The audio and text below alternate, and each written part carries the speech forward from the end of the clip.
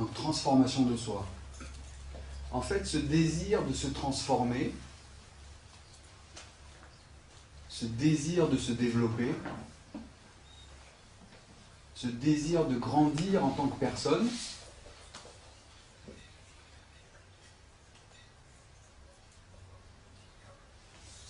est quelque chose que chacun de nous porte en soi.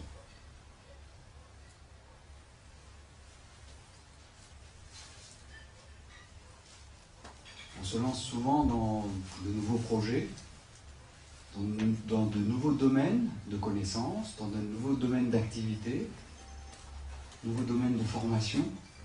Tout ça est motivé par quoi? Dans des nouvelles relations aussi avec les gens. Motivé par un désir de changer.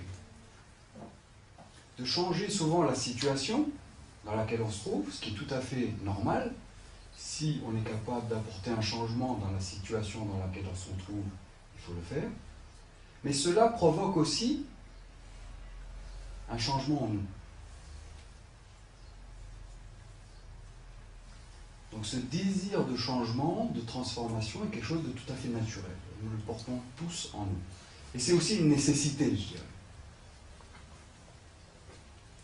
Sans changement qui consiste à s'adapter aux situations qui nous environnent et qui sont toujours en train de changer, sans changer nous-mêmes, vous voyez que ça va poser un problème.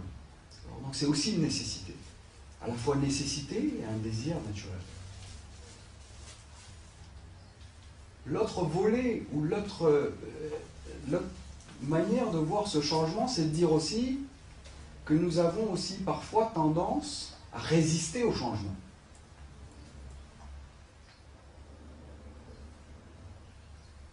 Pourquoi? Pourquoi est-ce qu'on résisterait au changement? Tout simplement parce que tout changement va provoquer, va entraîner, ou va me mettre dans des situations qui sont en dehors du connu, en dehors de ma zone de confort, en dehors de mes repères familiers. Donc il y a une résistance. Et on préfère être tranquillement dans son confort, et il y a une certaine inertie donc au changement. On préfère rester à la maison, ou rester avec son cercle d'amis, plutôt que se lancer et faire face à de l'inconnu. L'inconnu fait peur toujours. Et ce qui est connu est toujours rassurant. Mais ce qui est connu et qui est rassurant peut aussi entraîner le fait que nous allons rester dans une certaine immobilité, une certaine léthargie, un certain statu quo, qui, comme je l'ai dit, s'oppose à cette nécessité qu'on a de changer en permanence. Alors, j'ai une définition de la spiritualité. Il y a beaucoup de gens qui me demandent, est-ce que vous pouvez définir qu'est-ce que c'est que la spiritualité? Et notre enseignant, Swami Dayananda, nous dit, la spiritualité, il ne s'est pas lancé dans une grande définition. Il a dit très simple. La spiritualité consiste à prendre conscience de la nécessité d'un changement, d'une transformation personnelle. C'est là où commence toute forme de spiritualité. Donc c'est incroyable comme définition. Parce que là-dedans, vous incluez des démarches comme le yoga.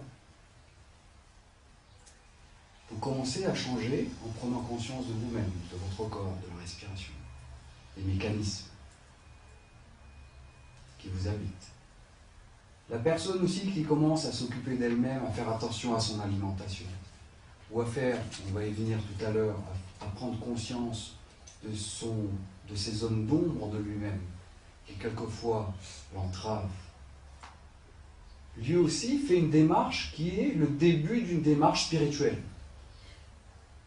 Il commence à s'occuper de lui-même. Il commence à se dire, je me prends en charge de manière active pour changer, pour me transformer en tant que personne. Okay. C'est ça la spiritualité. Alors,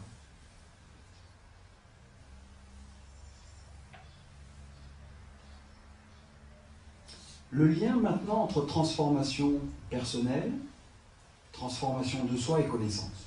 Quel est le lien? Ce qui se passe, c'est que de manière générale, toute transformation de soi repose sur un élargissement de notre cadre, un élargissement de notre système de référence.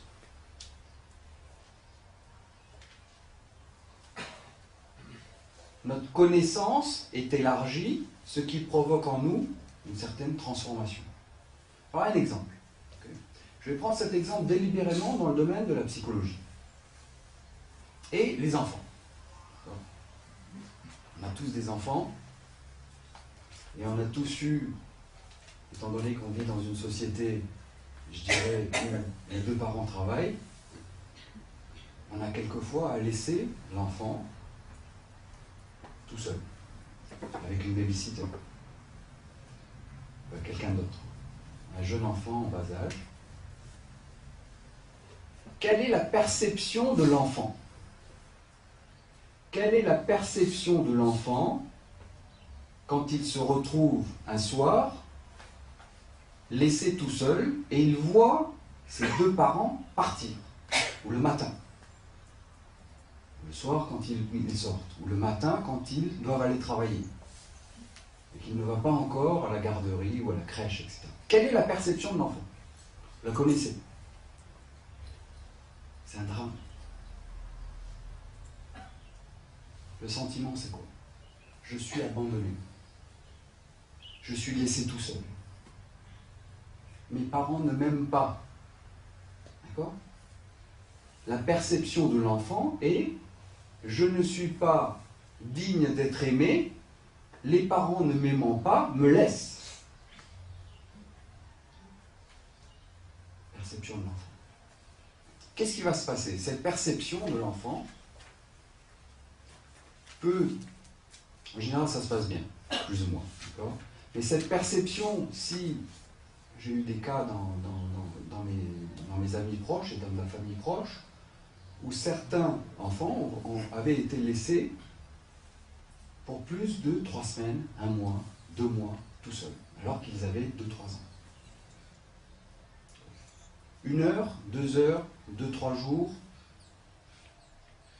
il y a un mécanisme extraordinaire qui est en place, et qui est mis en place par la nature, qui est celui de l'inconscient. Afin d'éviter à l'enfant d'affronter cette souffrance intense, de ce sentiment d'abandon, ce sentiment d'être totalement laissé tout seul, d'aliénation, d'isolement. Qu'est-ce qui se passe? L'inconscient met une couverture sur cette souffrance. Elle est mise de côté. Cette souffrance, qui est trop difficile à gérer pour un jeune esprit de son âge, est mise de côté. Et il va occuper des zones inconscientes de l'enfant. Mais si cela est fait de manière répétée ou de manière prolongée, cela va avoir des incidences sur la manière dont ce jeune enfant, quand il va devenir un adolescent ou un adulte, va se comporter avec les autres. Quel va être un exemple, par exemple, de l'influence que cet événement, qui est uniquement la perception de l'enfant. Je ne veux pas vous culpabiliser ici et qu'il ne faut pas laisser vos enfants à des babysitters. C'est pas ça l'idée. Mais l'enfant, qu'est-ce qu'il sent? Donc cet enfant qui a senti qu'il avait été abandonné, quand il va être adulte, va avoir tendance à s'accrocher de manière tenace à ses relations. Ça va être avec son épouse, son époux, ses enfants, ses amis, ses collègues, s'accrocher par peur d'être abandonné. La peur qui l'habite, c'est quoi? C'est cette peur de l'enfant qui est en lui, et qui est « j'ai peur d'être abandonné ».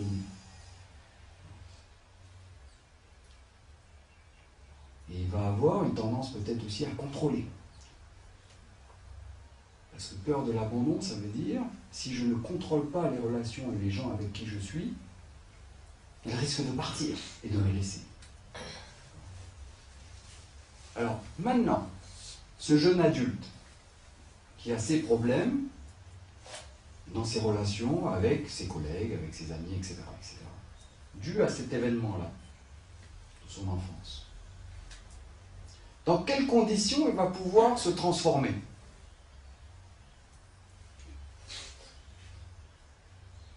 Un changement de vision, un changement de perspective. Il faut qu'il réadresse, il faut qu'il revisite, il faut qu'il revoie, ou il faut qu'il réinterprète ce qui s'est passé alors qu'il était enfant, en se disant, ça c'était la perception de l'enfant. En réalité, ce n'est pas que mes parents ne m'aiment plus ou ne m'aimaient pas. Ils avaient des obligations et ils m'ont laissé. Et pour revenir au cas de cette personne, donc, de mes amis proches, qui a été abandonnée qui a été laissée pendant 3 semaines ou 1 mois, c'était juste des obligations familiales et professionnelles qui étaient d'une certaine manière incontournables. Et l'enfant était trop jeune pour pouvoir voyager avec ses parents. Donc, revoir cet événement, revoir les choses avec une autre vision des choses. Ce qui provoquera une transformation du regard posé sur les choses. Voilà le lien dans le domaine de la psychologie entre transformation et connaissance. Maintenant, le Vedanta.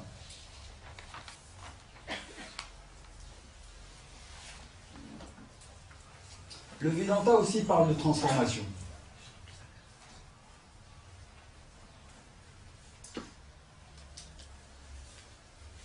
Le Vedanta aussi est une voie aussi de connaissance.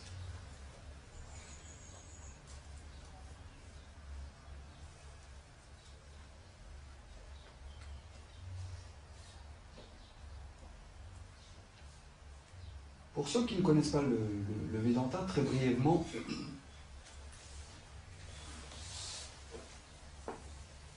une définition.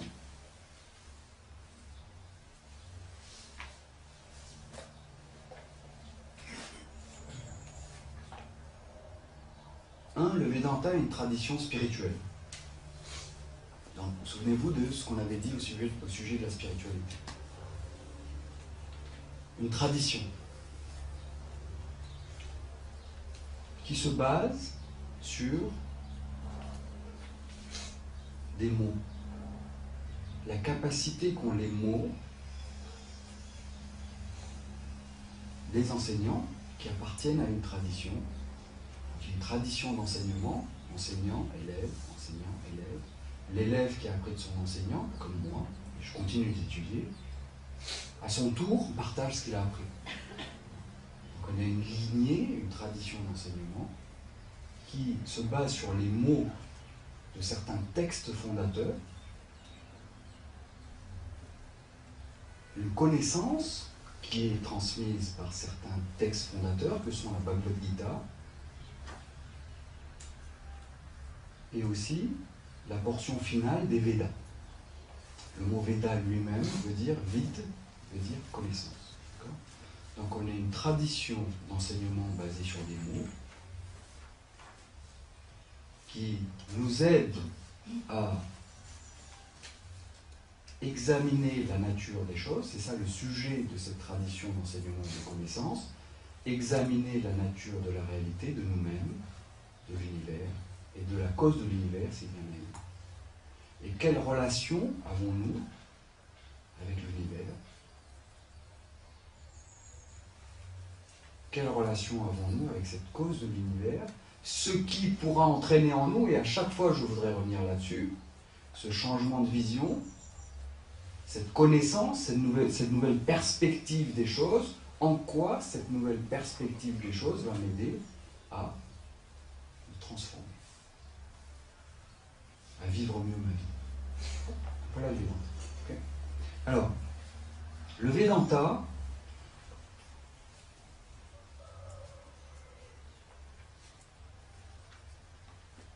parle de transformation et de connaissance à 2 niveaux. L'un que j'appelle un niveau relatif. Vous allez comprendre quand j'aborderai le niveau absolu. Quelle est l'articulation entre ce relatif et cet absolu?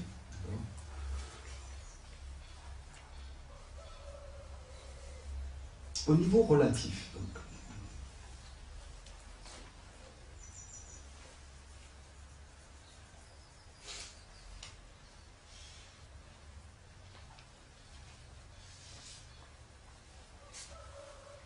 pour prolonger l'exemple de cet enfant et de sa peur de l'abandon,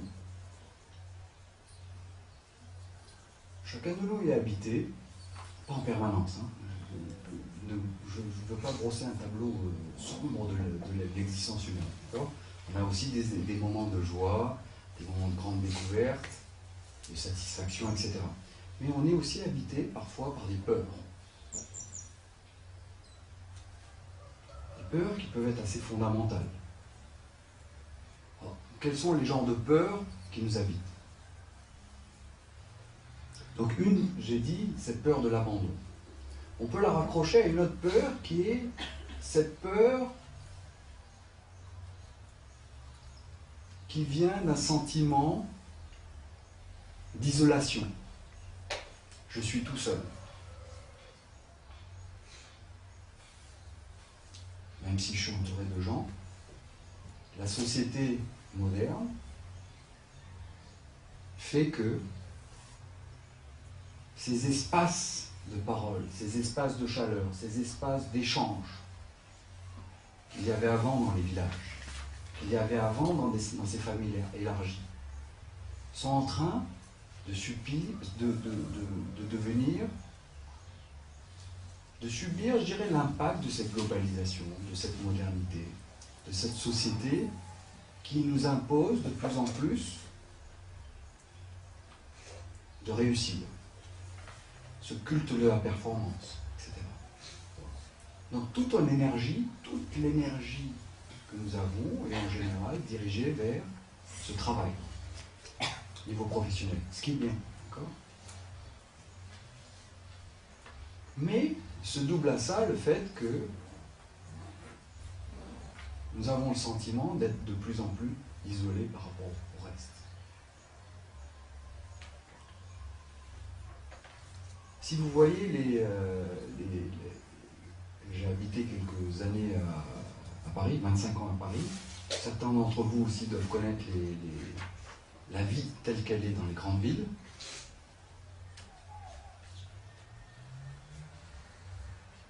Il y a cette dimension qui est « je suis un petit individu, une fourmi dans cette immense cité de 10-15 millions d'habitants, un individu insignifiant, anonyme, isolé du reste, inscrit dans une existence mécanique, sans sens ou sans peu de sens, vide. » Donc tout ça, c'est des peurs que nous avons. Nous avons la peur du vide. Nous avons la peur de la perte de sens. Nous avons la peur d'une existence mécanique. Nous avons la peur de nous trouver dans des situations où nous sommes un face à une multitude. Et une multitude qui parfois peut être menaçante. Et des forces qui ne sont pas juste des gens, mais des forces financières aussi. La crise financière a un impact profond et ne fait qu'alimenter ces peurs.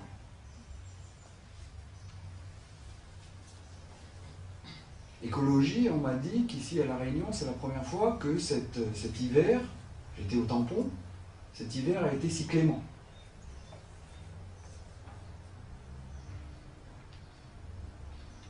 Donc, crise financière, nous sommes aussi l'objet d'impact à un niveau global, et d'impact qu'on ne maîtrise pas, d'impact sur lesquels on n'a aucune prise. Alors, comment est-ce que le Vedanta peut nous aider à gérer cela, à mieux affronter ces peurs, à nous libérer de ces peurs?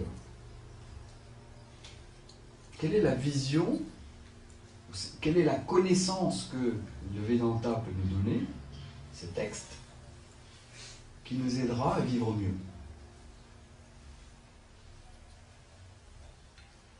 Alors, je vais vous donner deux exemples.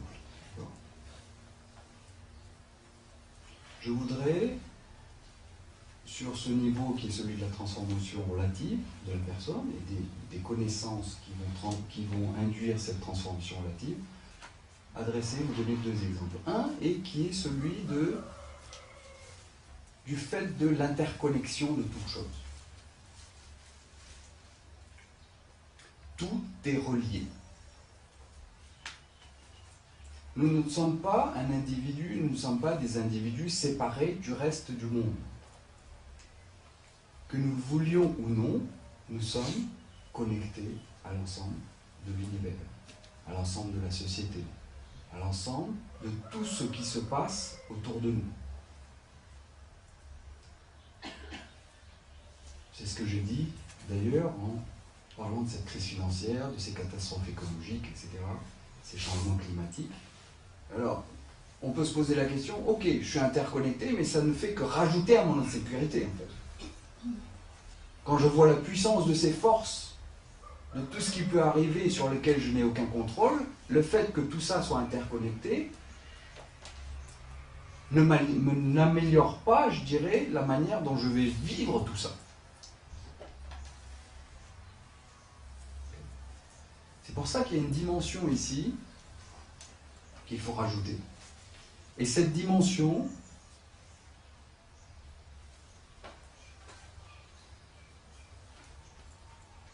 est celle de l'ordre des choses. Tout ça n'est pas chaotique, tout ça n'est pas fortuit, tout ça n'est pas désordonné. Ici même, les actions que je fais ont un impact non seulement sur ma vie ou sur mes proches, mais aussi à un niveau plus global.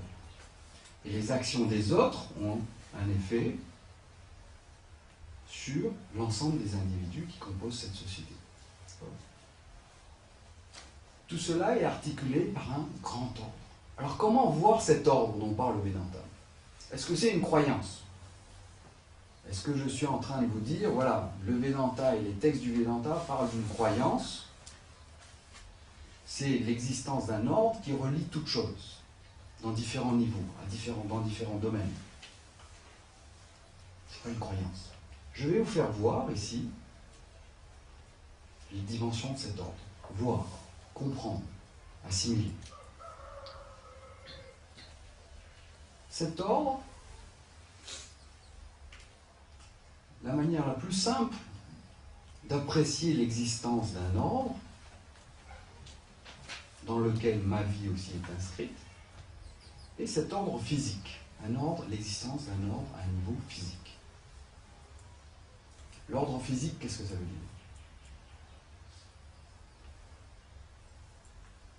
Le ciel, les nuages, le soleil, la lune, la pluie, le vent.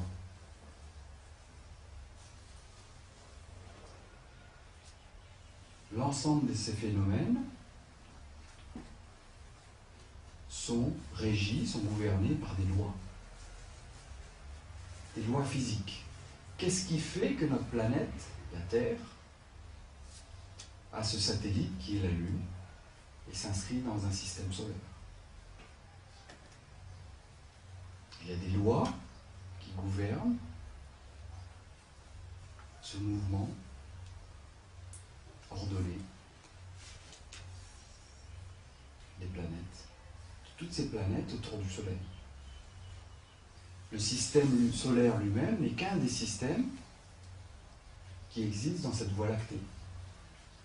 Notre galaxie, la galaxie, notre maison, si on devait la définir dans une perspective qui est de celle de cet univers, donc une perspective qui est plus élargie par rapport à la perspective de j'habite une maison 10 chemins cousins à la Saline des Hauts. Je suis un habitant de la Terre. Terre elle-même est une planète qui est sur un bord de la Voie lactée, la galaxie de la Voie lactée, qui est composée de 100 milliards d'étoiles et qui fait 100 000 années-lumière de diamètre. Voilà, c'est comme ça que je me définis. Je suis un habitant qui s'inscrit dans cet espace. 100 000 années-lumière. C'est immense. C'est la distance, une distance que va parcourir la lumière à une vitesse de 300 000 km par seconde pendant 100 000 ans. Donc pendant 100 000 ans, la lumière va parcourir une certaine distance à 300 000 km par seconde. Ça, c'est le diamètre de notre maison, de la Voie lactée. Et imaginez l'ensemble des lois qui gouvernent tout ce mouvement des étoiles. Ce mouvement est la formation de ces étoiles à neutrons, de ces pulsars, de ces neutrinos. L'émergence de ces planètes. La Terre a émergé au sein de l'univers il y a 4,5 milliards d'années. 4,5 milliards d'années, la planète Terre, nous sommes, est émergée. Suite à quoi? L'action, certaines causes à effet. Que décrit la physique? Le grand récit de l'univers, vous avez entendu parler de cette expression, le grand récit de l'univers. Donc, vous pouvez lire des ouvrages de personnes, des astrophysiciens comme Hubert Reeves. Il y a un Vietnamien qui est très bien aussi, Trinh Truan. Excusez-moi, je ne suis pas sûr de prononcer correctement. Un astrophysicien qui est très bien, qui parle de ce grand récit de l'univers. Et qui nous fait vraiment voir, avec tous les acquis de la science moderne, de quelle manière cet univers est ordonné. Il y a une présence d'un ordre physique. J'avais parlé du Soleil pendant l'une de mes précédentes conférences. Le Soleil qui a 8 minutes année-lumière. 8 minutes lumière, pardon. 8 minutes lumière. 120 millions de kilomètres seulement. Uniquement 120 millions de kilomètres. C'est tout petit, c'est insignifiant. 8 minutes lumière, c'est rien. Donc la distance qui nous sépare du Soleil, 120 millions de kilomètres, c'est donc la distance que met la lumière du Soleil pour nous parvenir à une vitesse de 300 000 km/s en 8 minutes. C'est rien, tout proche. Mais imaginez les lois qui font que cette énergie qui provient du Soleil, l'impact qu'elle a sur la vie sur la Terre. Et les constantes qui font, toutes ces constantes qui font que la vie est possible. Si cette distance entre le Soleil et la Terre était variée tant soit peu, de quelques secondes-lumière, je dirais, la vie ne serait pas possible. Il ferait soit trop chaud, ce serait un désert comme sur d'autres planètes du système solaire, soit il fera trop froid. Ça sera soit une planète gazeuse, soit une planète qui serait gelée, à des moins 200 degrés, moins 150 degrés. L'ordre physique. Il y a un ordre physique. Et cet ordre physique, ce n'est pas uniquement quelque chose de reculé qui se passe aux confins des étoiles. D'accord? Cet ordre physique fait que ce bouchon tombe. C'est ici même cet ordre physique. C'est cette loi de gravitation qui régit le fait que mon corps a cette forme. Parce qu'il est soumis à la loi de la gravitation. Que les feuilles de ces arbres ont cette dimension et ont ce motif géométrique. C'est ça les lois physiques. Et que la girafe a un cou qui est si élevé, si haut. D'accord ? Des lois physiques, c'est pas quelque chose, c'est juste dans les étoiles, ou dans la galaxie, dans la Voie lactée, c'est aussi ici et maintenant. Quand je marche, je suis soumis à un ordre physique. Donc, au-delà maintenant de ces lois physiques et de cet ordre physique, qu'on peut immédiatement apprécier, vous voyez la quantité immense de connaissances qui est à l'œuvre pour uniquement au niveau physique gouverner l'ensemble de l'univers. Vous voyez, pour vous rendre compte de la quantité immense d'informations, depuis 200 000 ans que nous sommes des Homo sapiens, 200 000 ans. Imaginez la quantité immense de savoir qui s'est constituée avec l'ensemble des chercheurs dans le domaine des sciences physiques et qui sont en train de regarder et essayer de comprendre ces lois physiques. Des astrophysiciens à la physique quantique, à la géologie, etc. etc. C'est ça, voilà. Tout est gouverné par un ordre physique. Il y a de la connaissance partout, partout. Le vivant est gouverné par un autre ordre, qui est articulé, qui est connecté à cet ordre physique,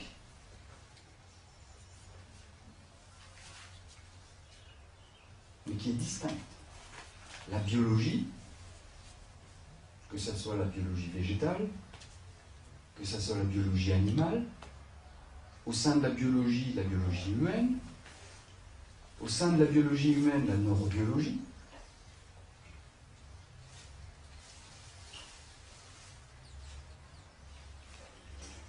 Qu'est-ce qui fait qu'en ce moment même, vous êtes capable d'entendre déjà ces mots?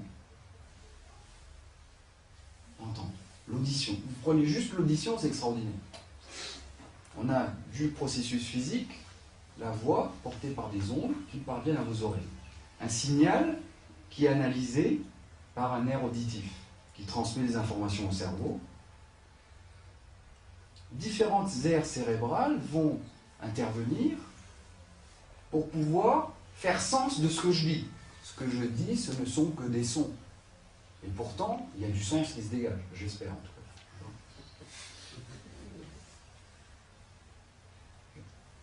Donc vous voyez, depuis 14 ou 15 milliards d'années que l'univers est né, nous sommes le produit, nous, en tant qu'êtres humains, avec cette conscience et cette capacité de comprendre les choses, d'une évolution extraordinaire qui a fait, et d'une série de causes à effet et de lois, qui a fait que la conscience a émergé, et nous avons cette capacité de connaissance, de comprendre, de connecter les choses, connecter les idées.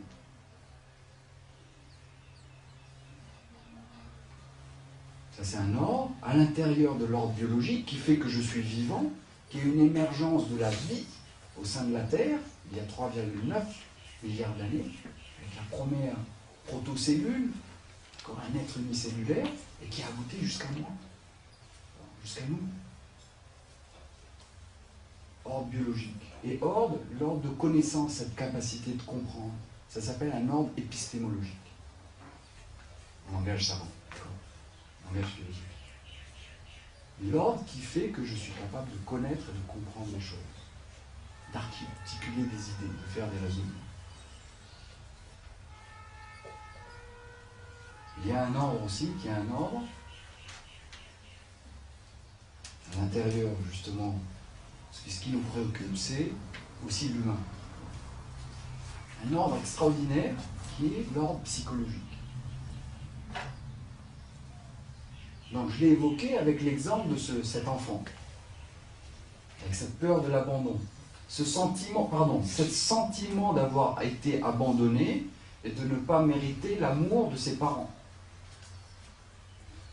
Et qui a ensuite déterminé la manière dont il va avoir des relations avec l'autre, avec les autres. Donc ça, c'est régi par quoi? Si vous mettez deux enfants dans la même situation, ils vont avoir le même comportement. D'attachement tenace aux gens, etc., etc. Peur d'être abandonné. Donc ça veut dire qu'il y a quoi? Il y a des invariants dont s'occupe la psychologie. Il y a des lois qui gouvernent la psychologie humaine. Il y a des lois. Plusieurs écoles psychologiques, plusieurs modèles. Ce n'est pas la question ici. Il y a la vie émotionnelle, l'inconscient, etc., etc., la manière dont nous sentons les choses, nos peurs, notre anxiété, sont régis par des lois à un niveau psychologique.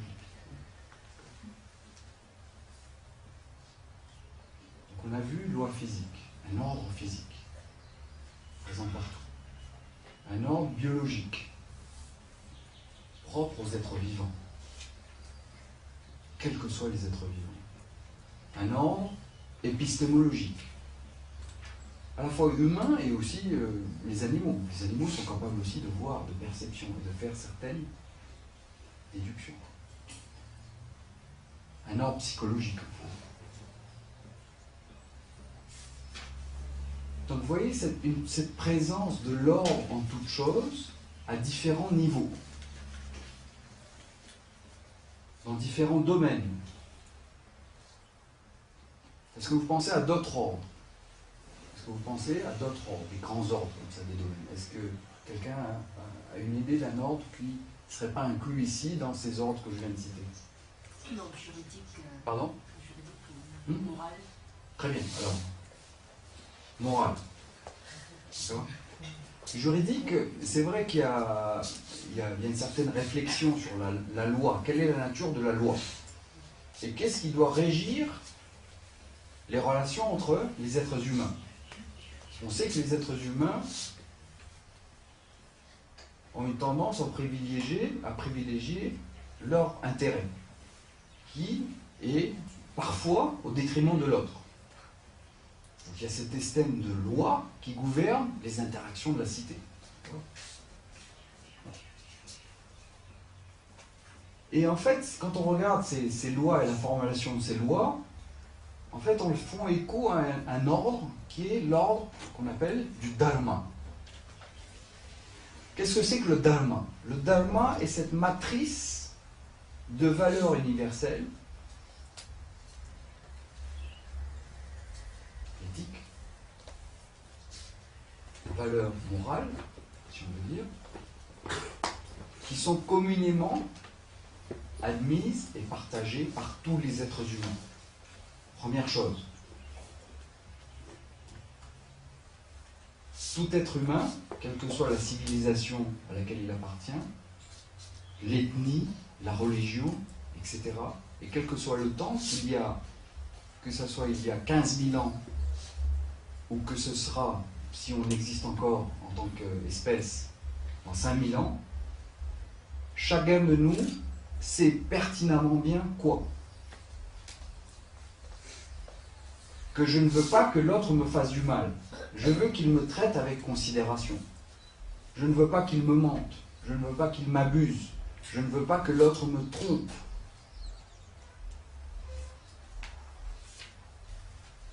Je veux que chacun soit généreux avec moi, m'aide quand j'en ai besoin. Et ça, c'est inscrit en chaque être humain. Inscrit de manière innée, au plus intime de chaque être humain. En dehors, comme je l'ai dit, de toute éducation, de toute civilisation, de toute religion, etc. Ensuite, il y aura des critères qui vont être plus propres à certaines civilisations, cultures, etc. Mais je parle de ce qui est universel ici, qui fait que qui est le lot commun de tous les êtres humains. Et il y a un ordre qui s'appelle l'ordre du dharma. Dans dharma, il y a une racine qui est da, qui indique cette idée de supporter, d'être le fondement de. Donc ce dharma est la fondation, le fondement, le support de toutes les interactions humaines. Parce que de la même manière que je sais pertinemment comment je veux être traité, et chacun de nous le sait, l'autre aussi, qui est en face de moi, a le même souhait. Il veut être traité de la même manière. Et ça, je le sais aussi. Non seulement je sais la manière dont je veux être traité, mais je sais aussi que l'autre, qui est un être humain et qui a ce même cœur, et qui a ces mêmes émotions, qui a cette même vie à l'intérieur de lui, veut être traité exactement de la même manière que moi, je souhaite être traité. Donc vous voyez en quoi cet ordre du dharma est un ordre extrêmement critique.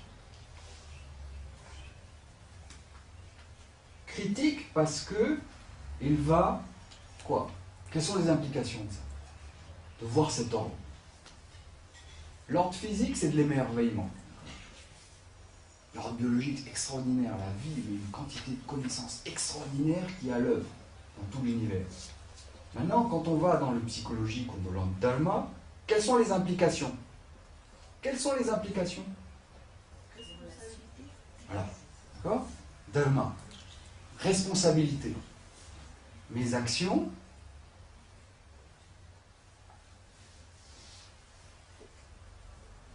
avant toute action qui est motivée par un désir, quel qu'il soit, je le confronte à un critère qui est est-ce que cela est en harmonie avec cet ordre qui est cet ordre dharma? Est-ce que je ne vais pas à l'encontre de cet ordre quand je décide de mener à bien un certain projet, que je sois un individu ou une organisation ou une nation? Il y a un dharma qui régit les individus et il y a aussi un dharma qui régit les entreprises. Le dharma des entreprises qui intègre des données de la connexion de toutes choses, ça va être quoi? Un dharma de responsabilité vis-à-vis de quoi? De l'environnement. Je vais faire des choix qui ne vont pas être des choix à court terme guidés par du profit immédiat, mais même si le lancement ou le développement d'un produit nouveau me coûte plus cher et me met en position difficile par rapport à la concurrence, je vais y aller parce que mon critère est celui du dharma. Je suis conscient de mes responsabilités en tant qu'acteur, en tant qu'entreprise, en tant que décideur, et de l'impact de mes actions à un niveau plus large. Responsabilité. Au-delà de la responsabilité, pour parler au plus intime, cette présence de cette... ça va être la sensibilité à l'autre. Je sais que l'autre est aussi doté d'un cœur. Et il ne veut pas être blessé. Je ne veux pas être blessé par les gens. Ahimsa, qu'on traduit par non-violence. L'autre non plus ne veut pas être blessé par moi.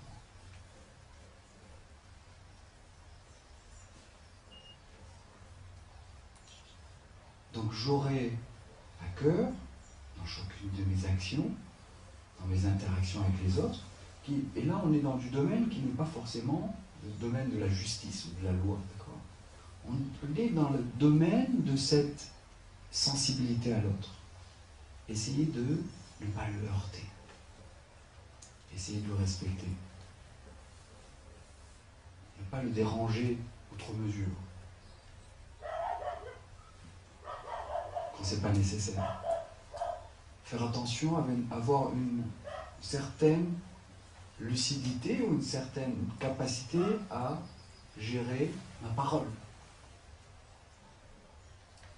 La parole est quelque chose d'extraordinaire, mais peut aussi blesser. Donc non seulement je vais m'efforcer de dire la vérité, mais je vais aussi, donc ça c'est Satyam, la valeur de cette vérité, mais je vais aussi dire une vérité d'une manière hitam, d'une manière brillante, d'une manière agréable, d'une manière douce. Même si je pense que ce que je dis est juste, vrai, je n'ai pas besoin de heurter l'autre sous prétexte que je pense avoir la vérité, ou ce que je perçois est du domaine de la vérité. Priyam, d'une manière douce, d'une manière sucrée, d'une manière agréable. Et aussi hitam. Hitam veut dire que ce soit pour le bien de l'autre. Pas juste pour mon bien, pas pour, je dirais, afficher ma supériorité ou le fait que, oh, moi je suis un homme de dharma. Non. Évitez de parler quand c'est pas nécessaire. Évitez de tenir des grands discours quand c'est pas nécessaire. Ou alors, si vraiment l'autre est ouvert à mon discours et que je vois que cela peut être utile, deux conditions, vous voyez. qu'il soit ouvert et réceptif, et que ça peut l'aider à changer, à ce moment-là, je peux parler. Donc vous voyez cette sensibilité qui dépend de cet ordre du Dharma.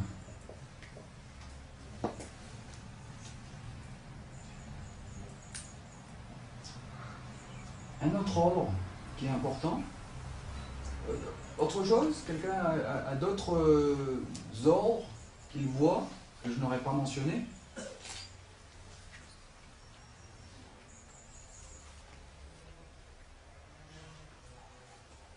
Non? L'ordre quantique. Pardon? L'ordre quantique. Quantique, donc il est inclus donc, dans l'ordre physique. D'accord? Donc du micro. On a l'ordre, l'infiniment grand, certaines lois, et au niveau de la physique quantique, on a d'autres lois, et qui justement semblent dérouter un peu notre perception, notre vision habituelle de la réalité. Mais c'est pas le sujet, c'est quelque chose dont j'aime bien parler, mais on ne va pas parler de ça ici. Donc les lois quantiques font partie de cet ordre physique. Okay. Oui? Où placez-vous tout ce qui est beau au sens de l'imagerie, la musique, le chant? D'accord. Il y a peut-être un ordre qui nous dépasse aussi, puisqu'on réagit tous à ça. Tout à fait. Donc c'est un peu au-dessus de nous, donc, et c'est universel aussi. Et Exact. je pense qu'il y a aussi des lois et des... Tout à fait. Donc l'esthétique, on pourrait appeler ça un ordre esthétique, ou l'ordre du beau. Voilà, l'ordre du beau. Voilà. Tout à fait. Très juste. Très très juste. Très bien. Et le symbolique? Pardon? Le symbolique? L'ordre symbolique. Oui. Où est-ce qu'il est le monsieur là? Je ne vois pas. Montrez-vous.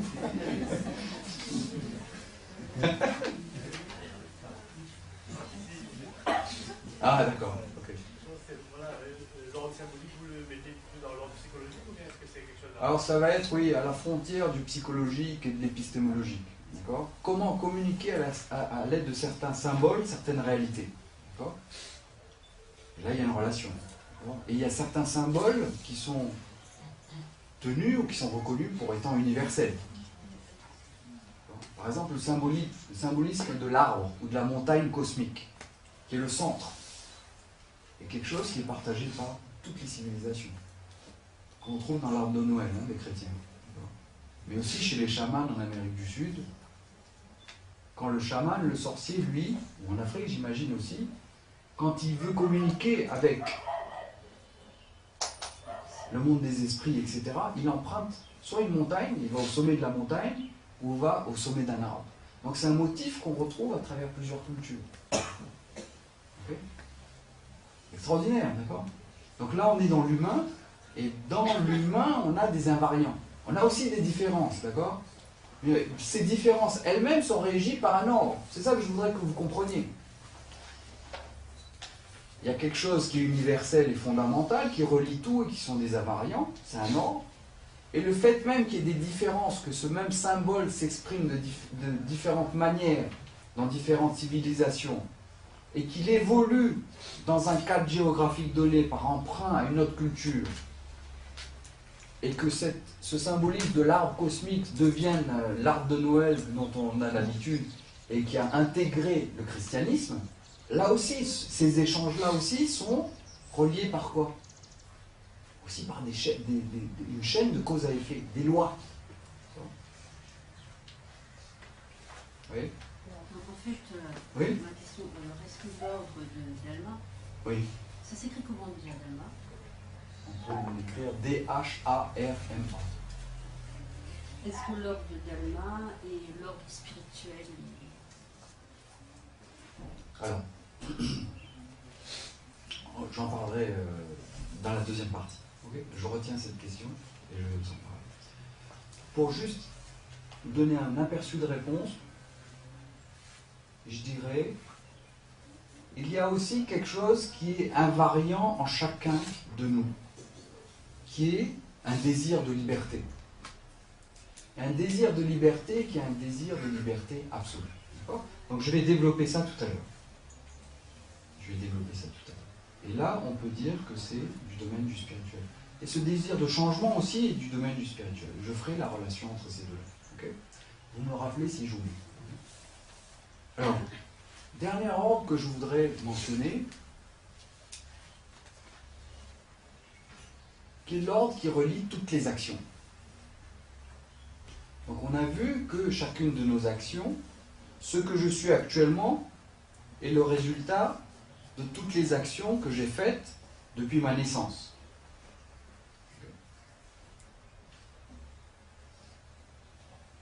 Mais on a vu aussi que les situations de la vie et les événements qui viennent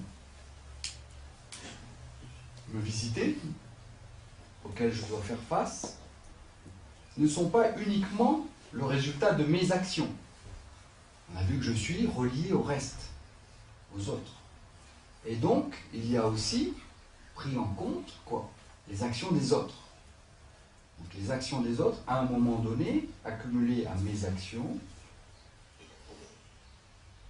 font que il y a une situation qui se crée. Révolution industrielle, ressources a priori qu'on pensait